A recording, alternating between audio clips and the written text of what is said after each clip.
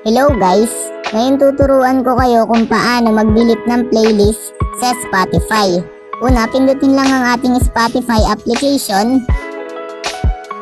Then, ayan, kapag napindot na natin ang ating Spotify, andito na tayo. Then, kung mapapansin nyo sa baba, yung Your Library na nakasulat, eto siya, pindutin lang natin yung Your Library.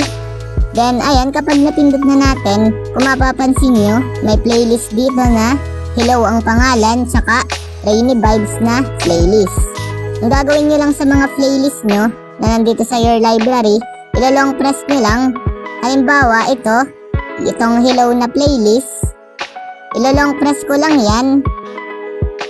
Ayan.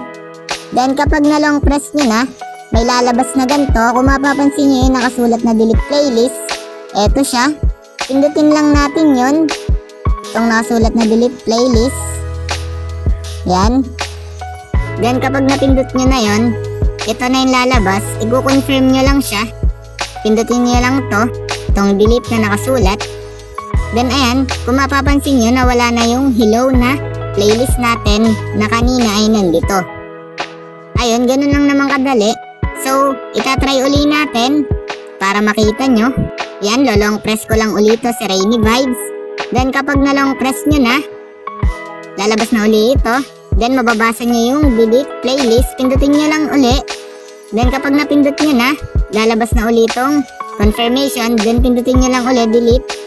Then ayan, kung mapapansin nyo na wala na rin yung playlist na Rainy Vibes. Ayun, ganun lang na mga dali mag-delete ng playlist dito sa Spotify.